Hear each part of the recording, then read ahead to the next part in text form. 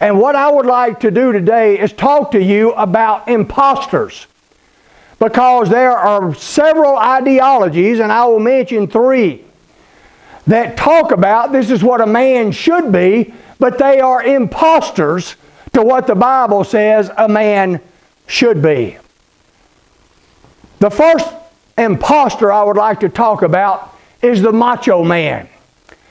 This is the man who spends his time in a gym. He builds his muscles up. It is the one I call the El Rambo Schwarzenegger Terminator idea of man. Now, I've had people tell me, now hold on there. Wait a minute. You have preached that a man should be all a man could be. You have preached that a man should be strong, that he should be able to take care. He should be the monster without acting like a monster, and that's true. But here's what's different about the macho man.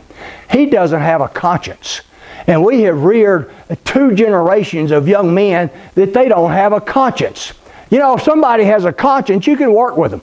You can explain to a young man, this is wrong, this is right, you should do this, and why you should not do that. But if you have young men without a conscience, you are in big trouble. And we have an increasingly number of young men that don't have a conscience. In other words, they don't care. They don't care about the authority of a policeman. That's why you have all this stuff going on now. Why you have policemen shot last night in this community right here. You look back and we have policemen being shot in Houston almost by the dozen. And you go around, and why is that the case? Because nobody respects authority anymore. They don't respect authority.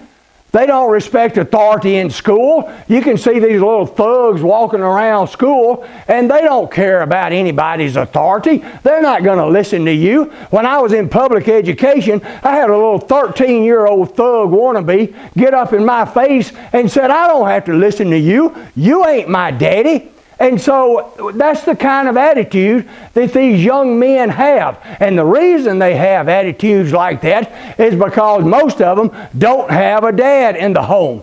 And most of them don't have a role model, whether it's at school or at home or wherever, that's telling them this is right, this is wrong, and you don't need to do this. Let me tell you something, young people. They lied to you when they told you that real men don't cry.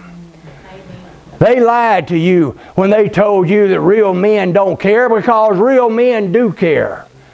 Jesus Christ, the most manly man that ever walked this earth, when he looked at death, and he looked at the death of his friend, knowing that he was going to raise him from the dead, he still saw what death had done to mankind, and he wept. The shortest verse in the Bible, John 11:35, Jesus wept. Real men do care.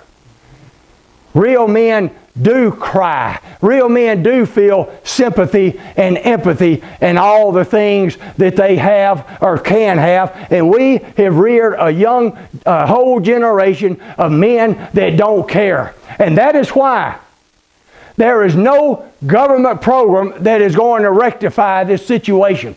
There is no amount of money, no Head Start program, no educational program that's going to help this, because the truth of the matter is, when there's no dad in the home, baby's in trouble. And I talked about this last week. We have reared a generation, 2 generations in fact, that have basically said, we don't need you, we don't need the man, the woman can do it all. That's the macho man. That is an imposter. He thinks he's tough, he thinks he's rough, but he don't give a rip about anything. And he certainly doesn't give a rip about right and wrong. The second imposter is the stud. The player, I believe, is the modern terminology. Here is the young man that has been brought up to view young ladies as objects. That's all they are. Objects to be used. Sex to him is a recreational, it's done for recreation purposes. He's not interested in finding a nice young lady to get married. He's interested in how many notches he can put on his belt. That's what he thinks being a man is all about. Listen to me. A young man, physiologically, that is able to get a young lady pregnant and yet doesn't have the guts or the gumption to stay around and rear the young boy, to protect the young boy and provide for his children, that's a sissy. That's a wimp. That's a feminized male. And we have a country full of them. The idea that sex is just recreation, let's sleep with as many people as we can, and to hell with the consequences, whatever they may be. And the consequences in this country have been pretty sad, if you ask me. And so we have men that do not care about families. They do not care about getting married and starting their family and taking care of their children. The stud. And a lot of this is glorified by the music of today. And it's in all genres, but it's not just the genre that I'll pick on, but it's in all of them. It's rap music. And I've had kids tell me, well, I like the rap music because it has a good beat to it. And it does have a good beat. But if you think that you can listen to that garbage where they have lyrics that it has the F word almost every stanza, it calls your mama the W word and your sister the B word, if you think that you can listen to that and it not have an impact on the way you view young ladies, you are a fool. And we need to have men that will pull the earplugs out of young kids' ears and tell them, you don't need to be listening to that garbage. You're not going to have this garbage in my house. And yet we don't have men that'll stand up and do something like that. Because many people are reared where they don't even have a decent role model that'll tell them the trash that they're listening to.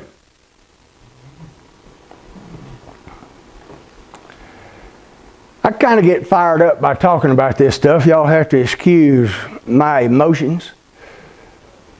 But I see this stuff all the time.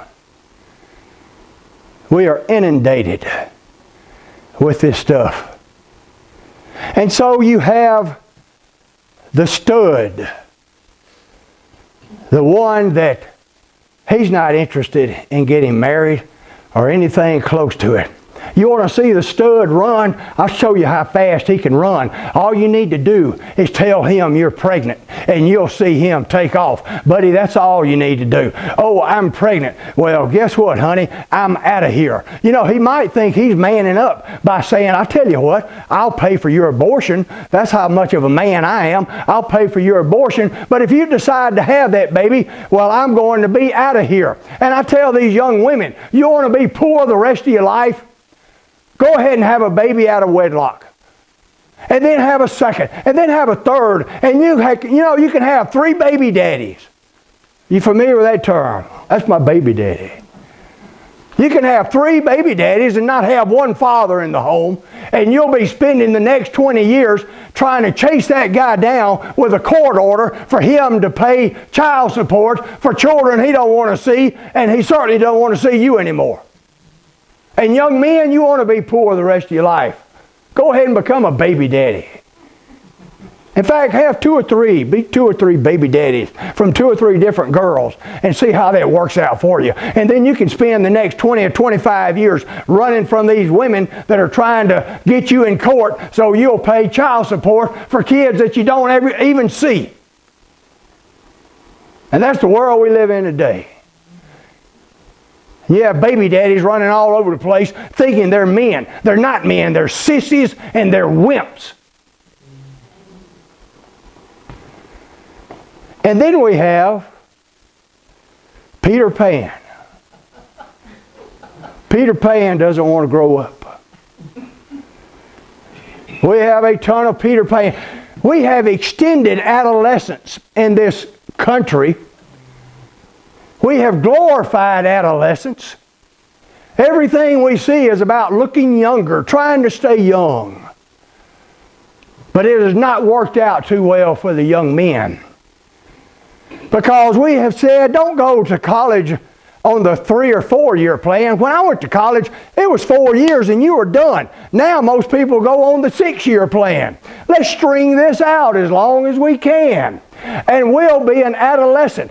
And what the problem is here, these are young men that most of them don't have a work ethic. They want to be young all of their life. They're good at having frat parties and parties at college where they drink themselves under the table, and they think that has something to do with manhood, but it has nothing to do with manhood. And so they extend it as far as they can. But what this does is produce passive men that will never take part and never be leaders. They will not be leaders in the home, not leaders in the church, not leaders in the community, and not leaders in government. And that's exactly what we have today. Now, do I have a problem? We have a woman governor. Do I have a problem with that? Not really. But I tell you, a lot of women are in leadership positions because there are no men that will fill the position. And so somebody's got to do it. And there are many women in churches that are filling leadership positions because there's no men to do it. Many people in business, and the same as politics. And we produce a generation, and we're on the second generation now, if not the third, of passive men who are willing to sit back and ask their mom, well, I can't do it, I got to ask my mama. And I'm 30 years old living in mama's basement. And I don't have a real job, but I'm tough on the internet. I'm a gamer, man. I'm known as a wizard when I play my games. That's Peter Pan. And these are men that will never stand up. Never stand up and take the leadership roles that God would have them to do. So when you see the macho man, when you see the stud, when you see Peter Pan, understand that they are imposters for what a real man should be. And the problem with all this is that we have gotten to a point, maybe already, I pray not, but maybe we're already there, where the curse of God will come down upon us. Go back and read Ezekiel chapter 22, verse 30, where it says, God says, I searched for a man. Not a macho man, not a stud, not Peter Pan. God searches for men. I search for a man that will stand in the gap, that will make up the hedge between me and the land. In other words, He's looking for real men to stand up and be real men, to take the leadership positions as they could and should, and that's what He's looking for. And the sad thing is, I think when He looks in America for real men, He's coming to the point where He was in Ezekiel. I searched for a man among them to step in the gap, to step in the hedge between me and the land that I might destroy it, but I found none. And we have a lot of imposters that want to think they're men. And they're not men. They are imposters.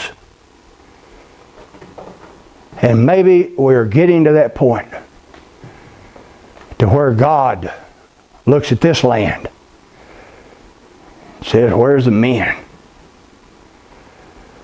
Where's the men? There's a lot of people familiar with verse 30. But if you read verse 31, it scares you to death. We kind of stopped there. He said He found none. And then He says, I will pour my wrath, the wrath of my indignation.